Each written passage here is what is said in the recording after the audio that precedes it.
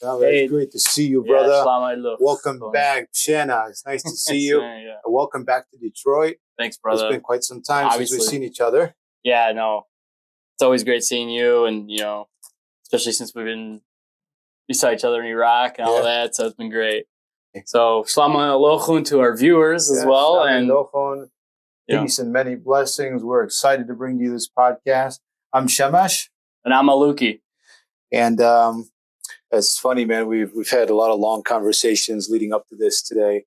And, couple, several rabbit holes we've traveled down in our self-discovery, our ethnic discovery, our cultural discovery. Yeah.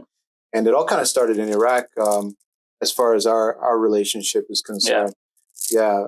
And it's been an exciting journey since. Yeah, it's funny because we met in Iraq, but I feel like I've known you for quite some time. And, we didn't even go to high school together. So it's, but we didn't know each other in high school. And literally we first met in Iraq. So, but I felt like we've known each other for a long time. Yeah, I went to Brother Rice. I was 07 and you were 08. 08, yeah. We walked the same hallways and, didn't hang out much. It's funny how the universe works that way. And you play music, I play piano. Exactly. So I'm surprised we never, crossed paths. Hey, you know what, man? I'm glad that we did now. Yeah, so definitely. Everything in God's timing. For sure. I really believe in that. And we're really living in an incredible time right now, in the freedom of information and a lot of things coming to light in the world. I don't think it's been easier in the history of mankind to be able to connect with people in such a profound way. Yeah. The same interest you may have, same discoveries, same hobbies. Collaboration is at an all-time high if you're able to use our resources 100% in a very efficient way. Yeah, it's a really small world. I mean, like me coming here in Detroit, I come here, come here pretty frequently. The family's here. I live in Chicago.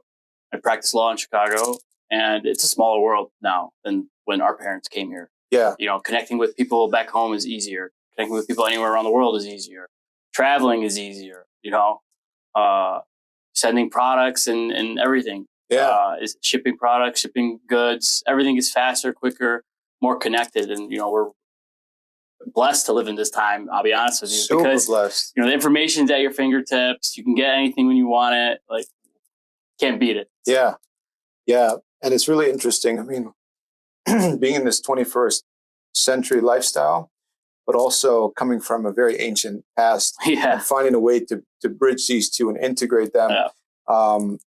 Some things that we discussed on our journey together, even there in Iraq, was like, man, we've got this really incredible, rich heritage, language, culture. How do we make sure that this doesn't die out with us? Yeah. As more people grow up, they don't know the language, barely know how to dance bagia or make dolma. You know what I'm saying? I can do bagia. Yeah, you can do bagia. I made dolma a couple times, actually. I made dolma a couple times with my mom. I see a lot of people sitting down during bagia, and I'm wondering what the heck's going on. No, but you're totally right. I grew up, especially the language. Like I grew up, I didn't speak the language. But now I'm trying to learn. And, Ana Kibin Mechkin Surath, Iti Melpana Daha, Ana Kibin Yelpin Surath. Yeah. And I gotta give Alex credit, because a lot of people would stop at like being uncomfortable, sharing words. And especially with we grew up in a generation where we used to talk some smack about the people that in our parents' generation. We used to call them all sorts of names, and we won't name them over here, but you know what they are. And we used to, make fun of them. And then as you grow up older and you realize how important and special diversity is, especially when you go down the rabbit hole of where we come from, and you're like, shit, man, I really should have learned my language when I had the opportunity.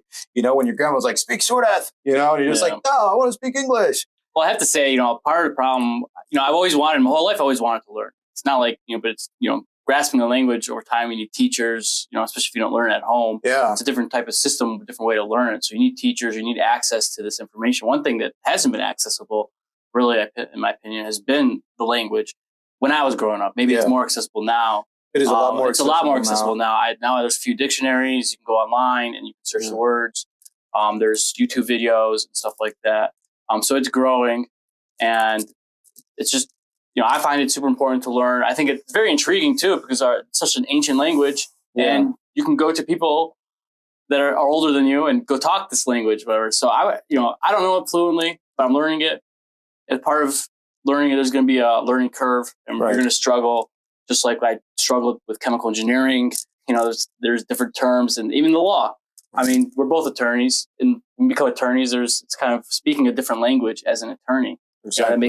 That's what makes us an attorney versus a layperson. The other thing that's challenging is there's not a lot of people in our generation that speak it, right? Yeah. So when you don't have that, it makes people uncomfortable and hesitant to try, and they don't want to be out of the norm.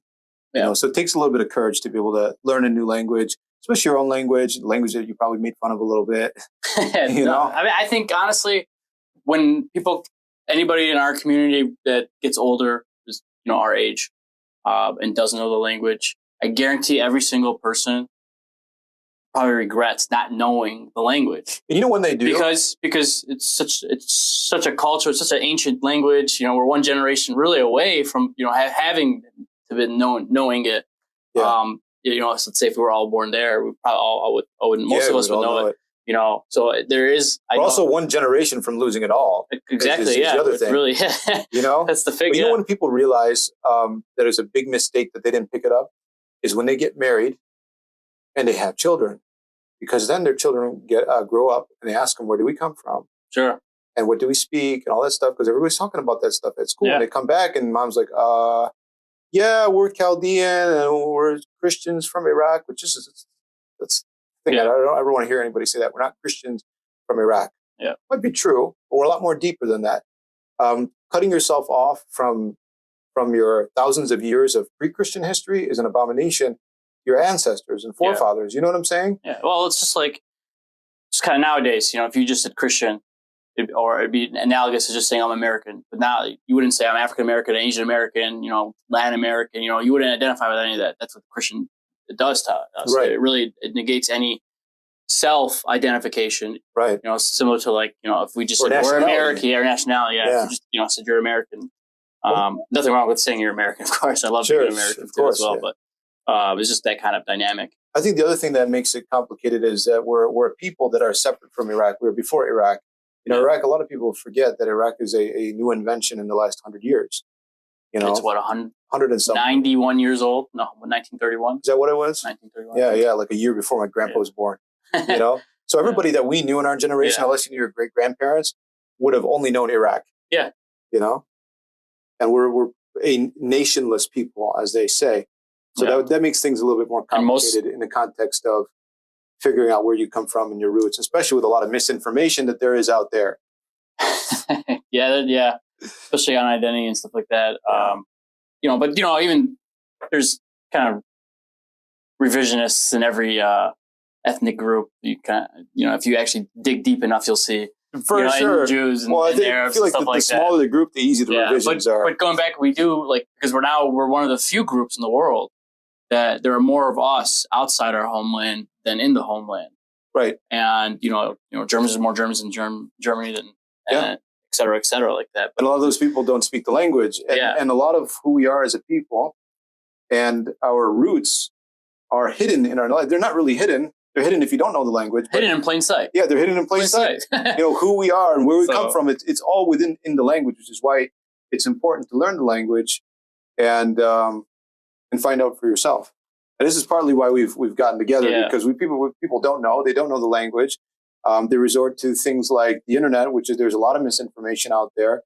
And we figured that two attorneys that are respected in their field and doing things the right way, have a high degree of integrity, that care about the trajectory of where our community is going, and that research for a living might be able to help out and shed some light on who we are, what we're doing here, where things are going. If you want to participate in cultural preservation, there's a lot of ways to do so. And we're here to help that process because we are the torchbearers of our civilization. Our parents have done their job. They've led us to a place of safety, of abundance, of greater opportunity. You wouldn't be here as an attorney, neither would I, without our parents. And a lot of people, other people's parents have done the same for them. Yeah. It takes us to our next topic, which is probably like the most recent thing we've worked on together. There have been, in the pursuit of information, some documents that showed that a prominent Chaldean organization known as the Chaldean Federation, along with then priest Sarhad Jemu, who was part of the St. Joseph parish, I believe, at the time. San Diego, I think, yeah. Well, St. Joseph in Michigan, because this was a Michigan case. Okay. And then he became Yes. Yeah. Then he got upgraded to bishop right after this lawsuit. Well, he was Patriarch Dawud was the patriarch at the time, and he was pro-Assyrian, or not pro-Assyrian, but he recognized we're Chaldean Catholic as our theology or religion. We're ethnically Assyrian. Yeah. He was outspoken in this regard. Yeah. And same time, Father Kasha was really the same thing. I even have the video we can play.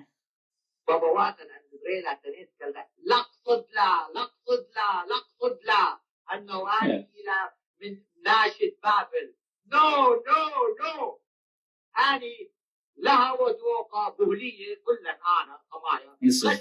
This is Jemu talking.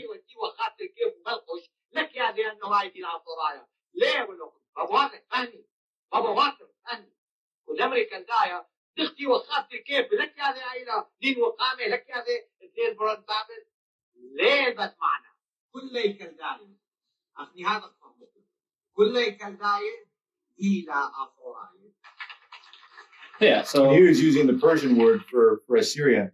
Yeah, and this is it's just really strange and really bizarre, because he went from being, while he was father, a priest, he was saying this. Yeah. And then after he became bishop, he stopped saying this. Yeah. And he started saying, honestly, everything but this. Yeah. But in this time period, it seems that it was around this 2002 when he went from a priest to a bishop. Yeah.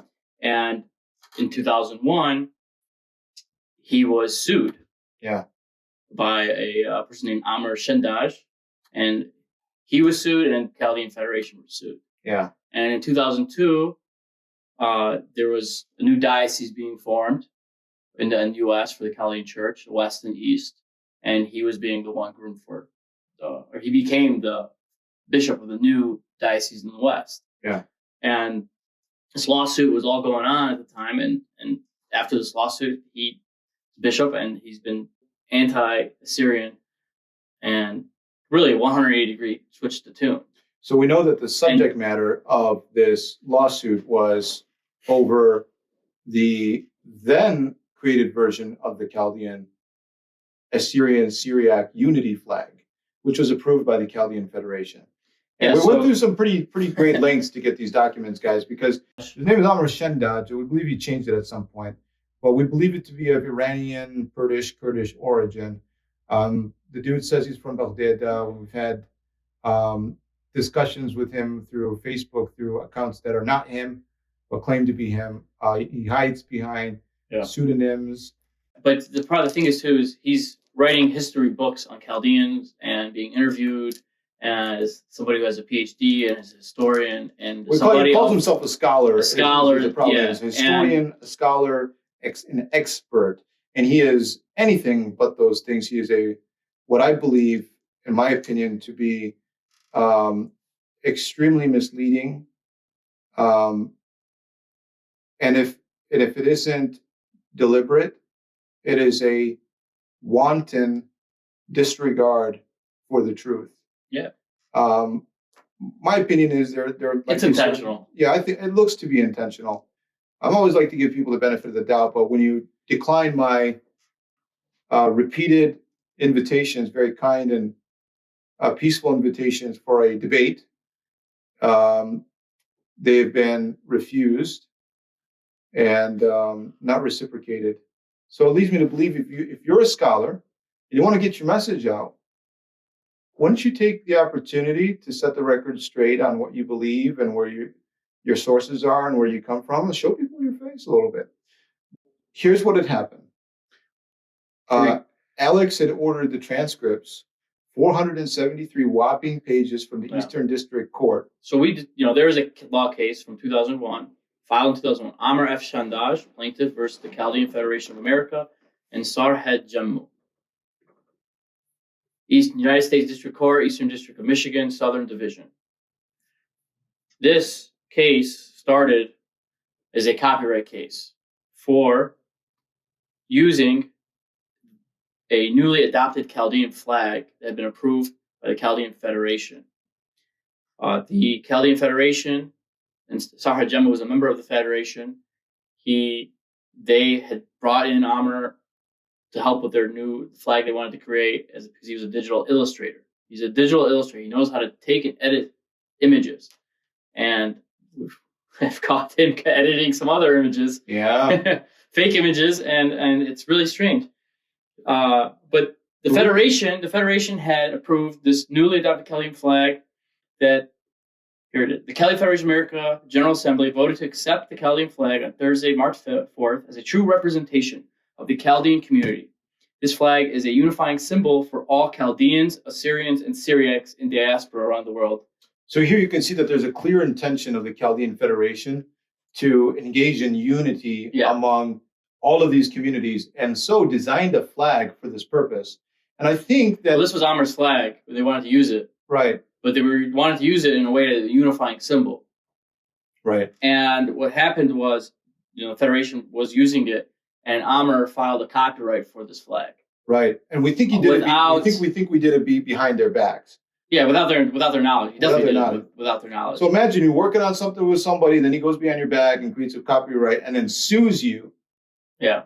For copyright infringement. And I think they posted it on their websites at the time. They had a Federation website. No, the Federation, this is 2002, so not many websites available, but there was a Chaldean Town Festival, and they had the flag up.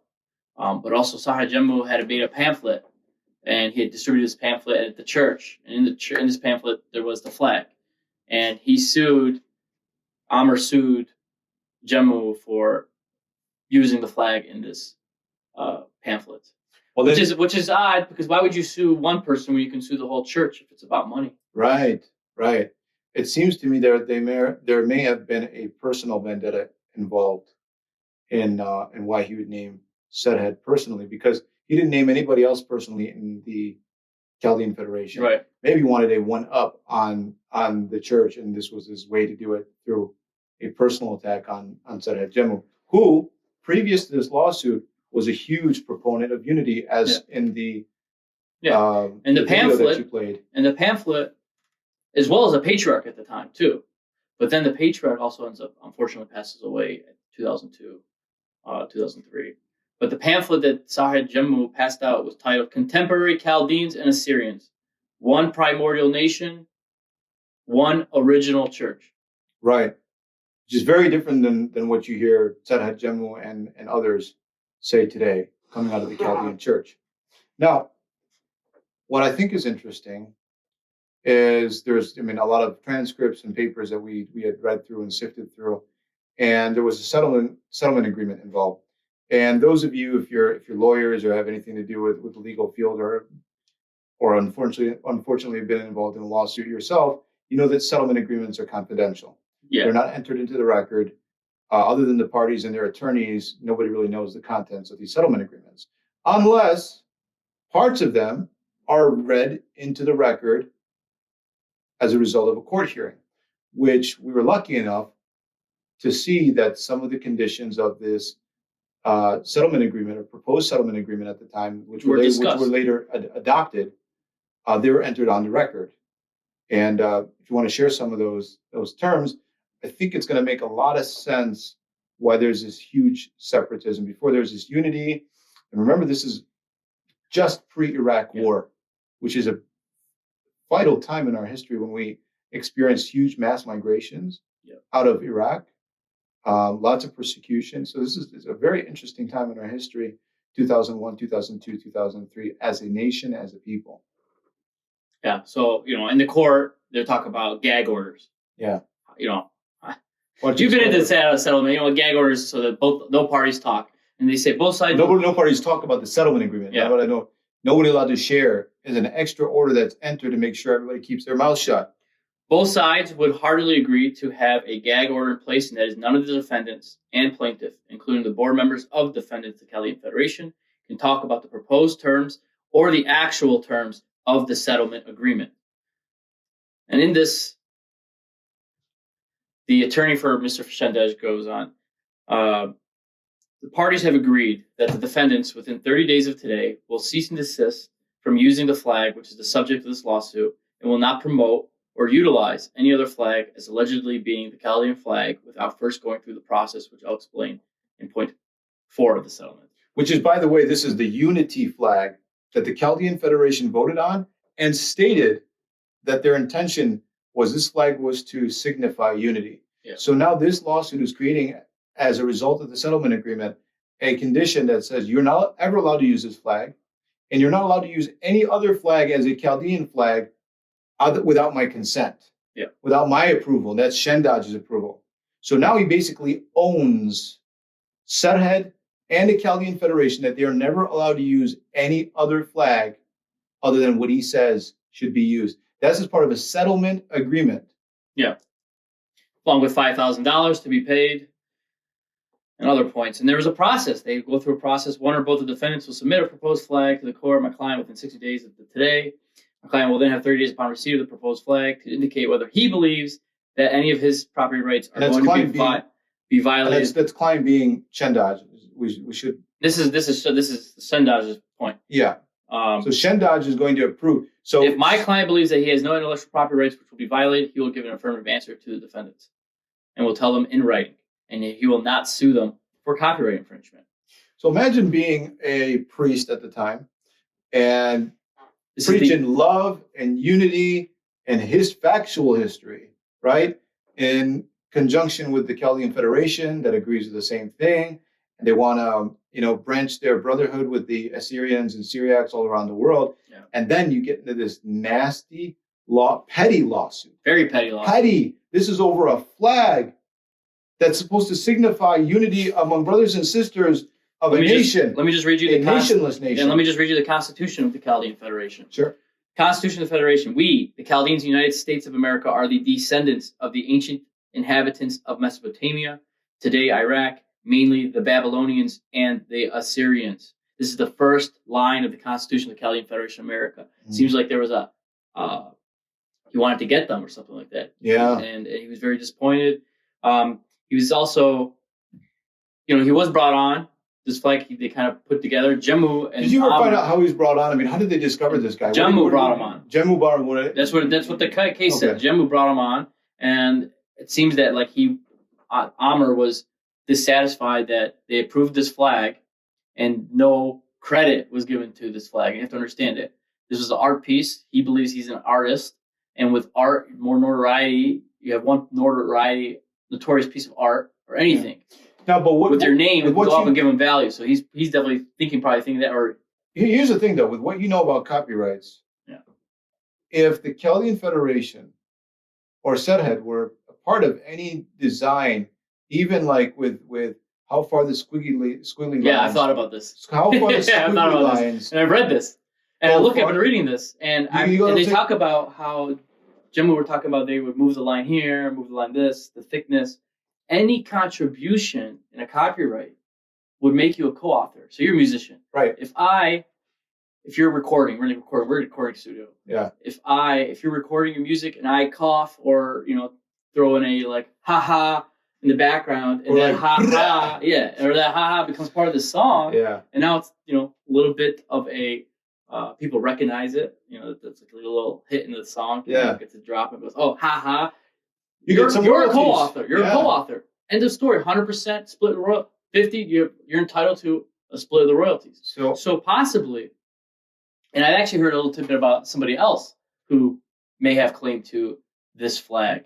But if they have any proof that they contributed, which in the case it seems like they didn't allege it. That's the thing. Their lawyers this is the thing too. The lawyers were defending the defendants on a pro bono basis. Right. These were not IP attorneys. These were not corporate copyright attorneys. They were arguing fair use. Yeah.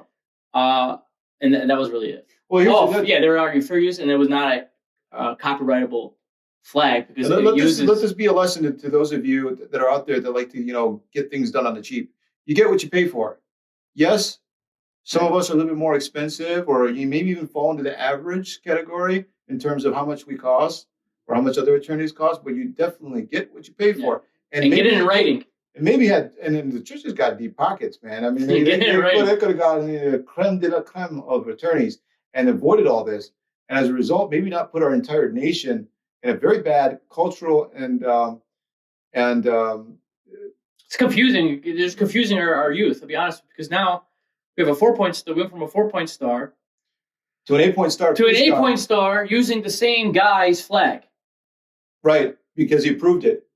Because he approved it. But then you have Bishop Jemu, now Bishop Jemu, best friends after this, after they settled, and he's now anti-Assyrian, pro-Chaldean, going and just writing on Amr's website, articles. He got sued by this guy, and now he's writing, and he's a buddy-buddy. There's pictures all over the internet with him. A year and a half lawsuit. If 2 years. 2 years. 2 years? And then they even breached this first settlement.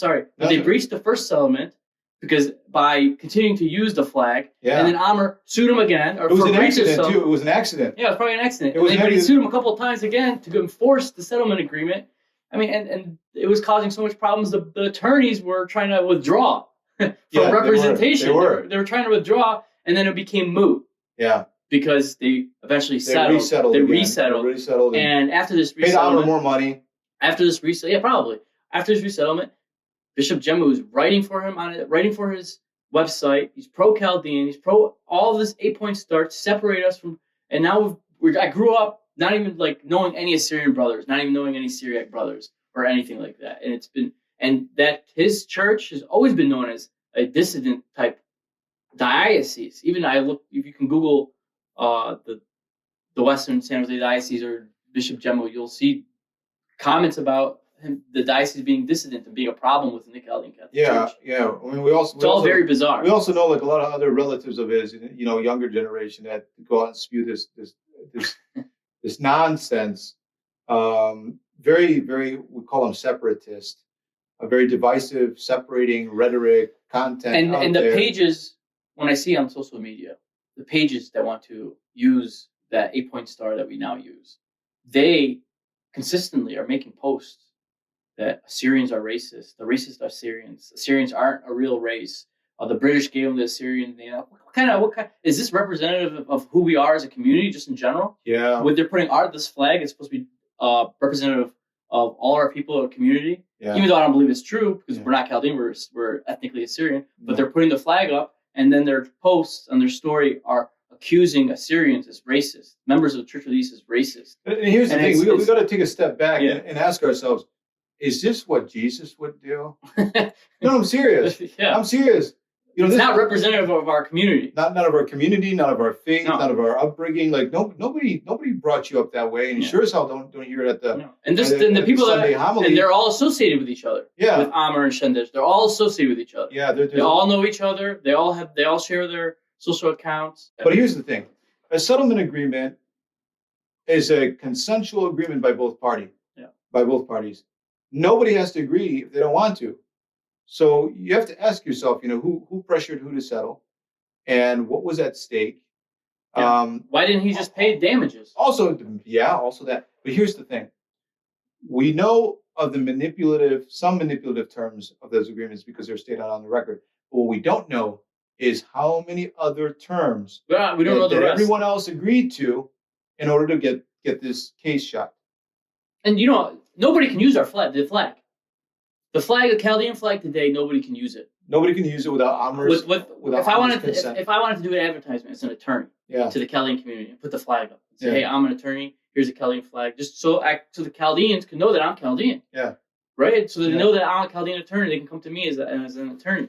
You can't even do that because he wrote a whole letter in 2015. I am Amr Fatuhi, the creator and designer of the official Chaldean national flag. Would like to make it clear that I am the sole designer and owner of the Chaldean national flag and its versions, which have been copyrighted and registered under my name in Iraq in 1986 and in the USA since October 27th, 97. Blah, blah, blah, blah, blah.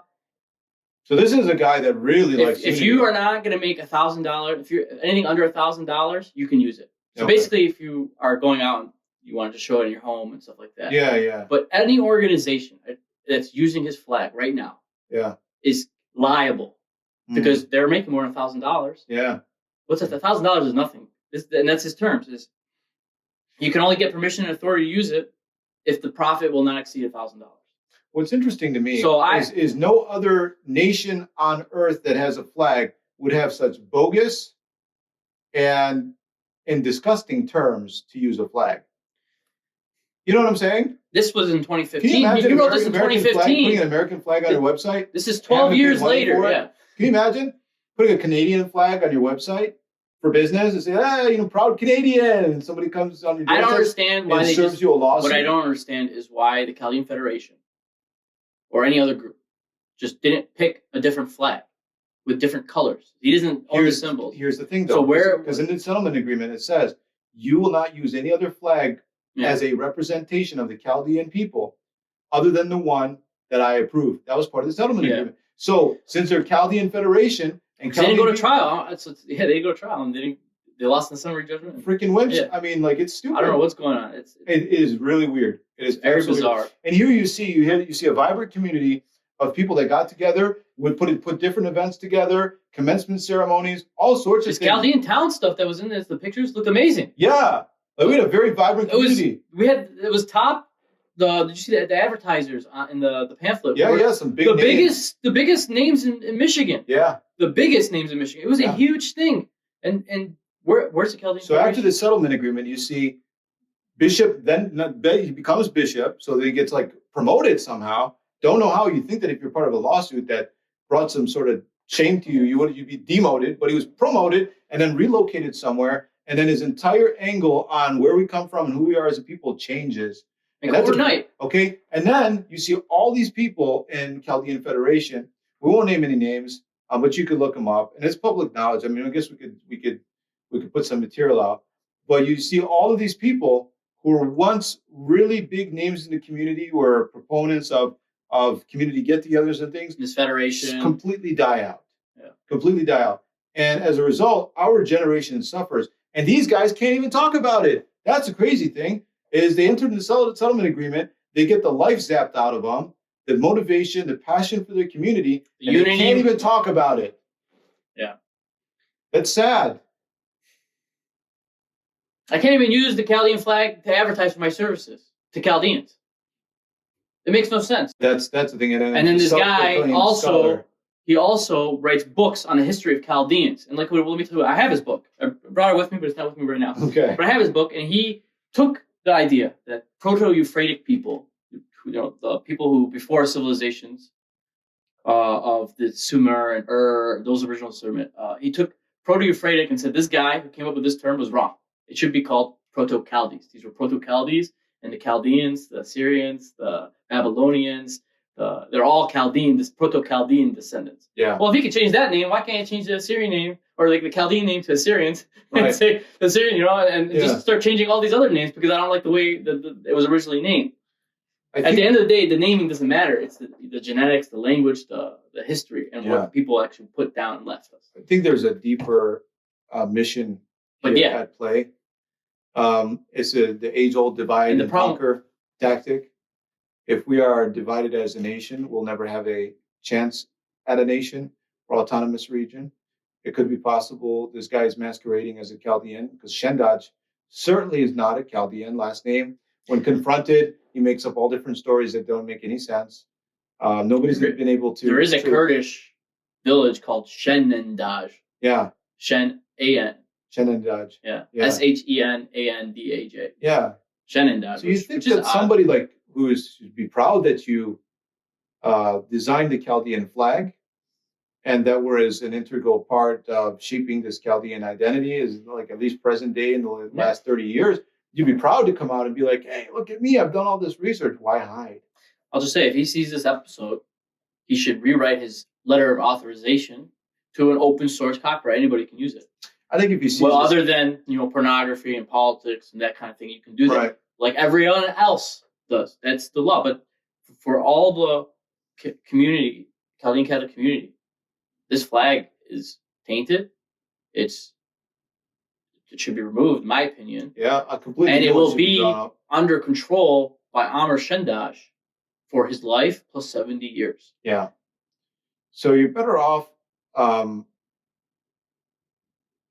designing a new one that actually has good intentions. It's got good energy behind it. That people that care about unity and cultural preservation, this guy doesn't care about any of that. No. He has no regard for where we're going as a nation. And if he did, he wouldn't have sued clergy. He wouldn't have sued his brothers that they designed the flag with, that they spent a lot of time in close quarters with. He made enemies really quickly, but somehow through the settlement agreement, they look like they're still his supporters somehow. That's the crazy part. You got a lot of these people who are named in the lawsuit or as witnesses that are big supporters of this flag and Amr. So you got to ask yourself, what was in it for everybody to continue a relationship with somebody who is so dirty and you have to mind they could not have talked for 2 years, 2.5 years while this whole lawsuit was going on. Yeah, there were animosity, and then all of a sudden they're buddy. Yeah, come to my church. You just sued my church, you sued me. Sure. Come over and here's the thing, that the reason why we're able to talk about Mr. Shendaj in this way, because he posited himself as an authority. Yeah. And he's a public figure. He's a public figure. He designed a flag. Yeah. Design a flag of a nation of supposedly your community. Yeah, makes you a public figure. You put out all sorts of books out there and posit yourself as a scholar or a historian, also makes you a public figure, which also exposes you to the scrutiny of those you reach. In his book, he cites himself in his other books. As a source? As a source, yeah. So once Patriarch Badawi died and passed away, Alam Hasil, it's like all of this changed. All of it changed. وبين الدين هذا شيء جدا مهم. مع الأسف كثير ما يفهموه وبيروح التعصب أشوري. يا أخي أنا أشوري، أنا طائفتي كلداني، بس أنا أشوري كقومية. ما معناتها لازم أنا أخلط كل شيء. لا. كنت كمرن كلدايا بابا واتن عند دريل اعتنيت كلدايا لقصد لا أنه آني إلى من ناشد بابل. نو آني لها وتوقع بهلية كلن أنا قمايا تخشون بابواتي لك فهمي وتي وخابت الكيف وبلقش لك يا ذي أنه عايدي العصرايا ليه ولو بابواتن فهمي كدمري كالدايا دختي وخابت الكيف لك يا ذي عيلة نين وقامة لك يا ذي دليل برون بابل ليه بس معنا